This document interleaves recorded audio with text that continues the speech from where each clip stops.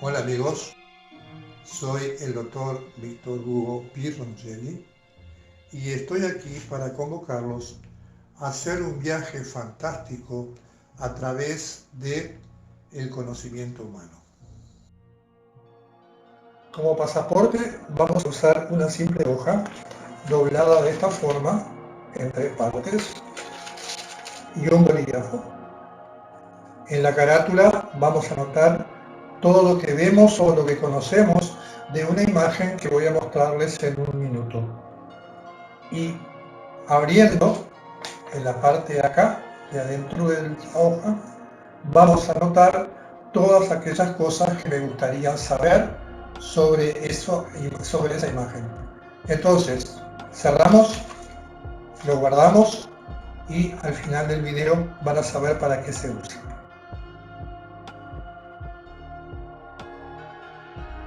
Recuerdan la imagen con la mirada en forma libre en primer lugar. Vamos a ir observando detenidamente todo lo que perciben, las formas, las líneas, los colores, los personajes y su gestualidad, y también el entorno en el cual se encuentran. Estamos haciendo una lectura de la imagen, que en esencia es muy parecida a cómo leemos un texto. Vamos a recorrer el plano de arriba a abajo y de izquierda a derecha.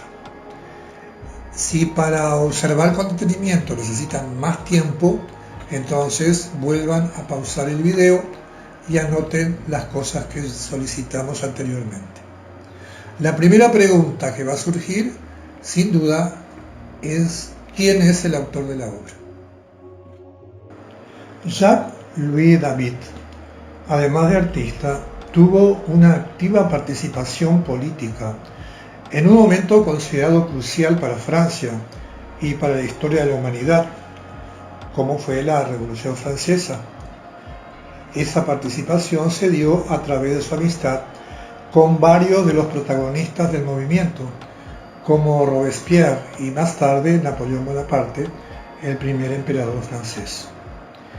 Ustedes pueden ampliar informaciones acerca del autor ingresando a nuestro blog, donde van a encontrar la biografía completa de Jacques-Louis David y algunas fotografías de sus obras.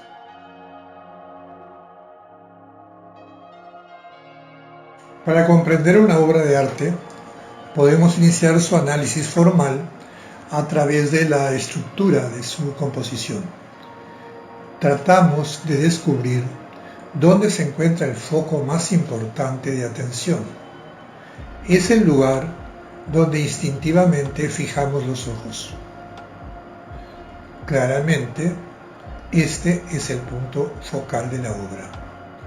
A pesar de ser el punto focal más importante, el que organiza la estructura de la obra, no es el único. Existen dos más, uno a la izquierda y otro a la derecha. Si unimos esos 3 puntos mediante una línea recta, tendremos el horizonte del cuadro. En general, la línea principal de horizonte responde a la ley de los tercios, porque si unimos los puntos de los capiteles entre sí y unimos los puntos situados en la rodilla de los personajes masculinos y la mano del personaje femenino, tendremos otra línea horizontal. El punto focal debe coincidir con una de las líneas horizontales. En este caso, está coincidiendo con la central. Es el sitio de la composición que nos brinda la información más importante. Veamos que en la obra que estamos analizando, la información es la entrega de espadas por parte de un individuo mayor a 3 soldados jóvenes. La línea de horizonte a la que nos referimos determina el tono de la obra. Veamos un ejemplo real. Cuando observamos el horizonte en un paisaje estando de pie, generalmente la línea de horizonte coincide con la altura de nuestros ojos. De ese modo, el plano horizontal que representa el suelo y el plano vertical que representa el cielo son similares en dimensiones o en superficie.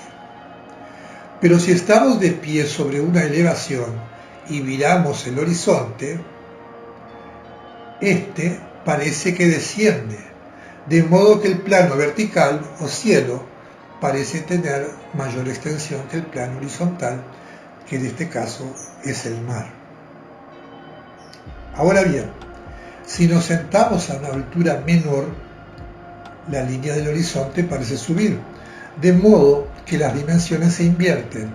Tenemos ahora más suelo que cielo. La posición del horizonte es un recurso visual que promueve en el espectador emociones muy diferentes. Por ejemplo, podemos preguntarnos por qué motivo David colocó la línea de horizonte en el tercio superior. Piensen y propongan una hipótesis. ¿Por qué estará la línea de horizonte más importante ubicada en esa posición? Si el observador se halla en un plano más bajo, los protagonistas de la obra son revalorizados. Su presencia parece que se agiganta y sus gestos se tornan épicos, es decir, heroicos. Esto nos orienta para quitar una primera conclusión. Los protagonistas de esta obra son héroes o están por emprender un hecho heroico. Continuemos ahora analizando otras líneas y figuras que integran la composición de esta obra. Para ello, debemos valernos de la geometría plana. Recordarán ustedes que la palabra geometría proviene del latín. Anteriormente provenía del griego y se divide desde el punto de vista gramatical en un prefijo que significa tierra y su lexema correspondiente que significa medida. Inicialmente, la geometría constituía un cuerpo de conocimientos prácticos utilizados para medir extensiones de campos que eran destinados a la agricultura o al trazado urbanístico. Dijimos que para analizar la estructura de la composición tomaríamos prestados los elementos de la geometría plana o euclidiana, llamada así plana porque las figuras están contenidas en un plano y por lo tanto tienen solamente dos dimensiones, largo y ancho. La denominación de euclidiana proviene del nombre del matemático y geómetra griego Euclides de Alejandría. Su vida es poco conocida. Más conocidas son sus enseñanzas, las que fueron publicadas en un texto titulado Elementos. Considerando importante que desarrollen procesos de construcción de conocimientos significativos por descubrimiento, les invitamos a leer las informaciones que sobre la obra de Euclides están publicadas en nuestro blog. Ahora volvamos a nuestra obra de arte. Además de las líneas rectas horizontales que ya vimos, podemos descubrir otras que forman parte de la composición y que constituyen los caminos que guían a nuestros ojos por el plano. Por ejemplo, las verticales,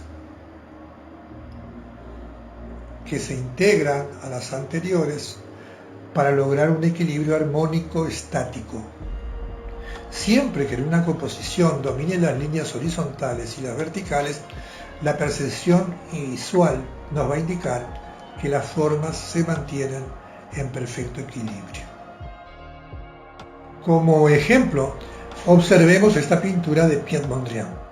Para que puedan tener mayores informaciones acerca de Mondrian y sus obras, busquen en esta dirección de nuestro blog, que ahí van a encontrar un artículo que se refiere a Mondrian y sus obras.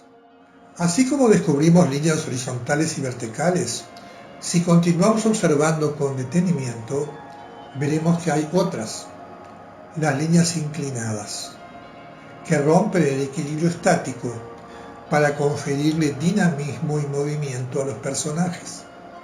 Observemos que los personajes de la izquierda separa las piernas en la actitud de plantarse con firmeza en el piso y alzan el brazo derecho en señal de saludo y juramento solemne.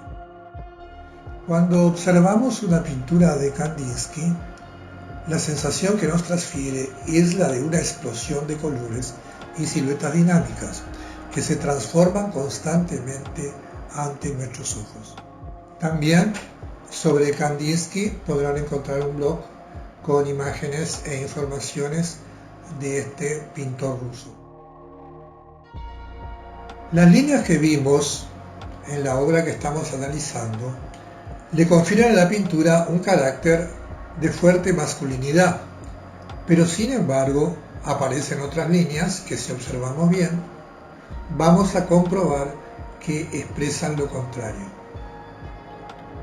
Las líneas curvas que contornean estas figuras nos transfieren sensaciones de delicadeza y feminidad que contrastan con la rudeza de las líneas masculinas. El retrato de la Gioconda, probablemente la pintura más célebre de la humanidad, nos cautiva por medio de su mirada y su sonrisa, gracias a que Leonardo utilizó para su estructura una línea curva en caracol que, partiendo de la base de la nariz, asciende blandamente para rodear el rostro, dejando en el centro los ojos, y orienta nuestra mirada en descenso hacia las manos apoyadas con delicadeza en el borde inferior del lienzo. Después de analizar la línea de la composición, vamos a descubrir las formas planas que la componen. Para ello, agruparemos a los personajes. Comenzamos por los personajes masculinos que se hallan enfrentados de pie. Están ubicados dentro de un cuadrado.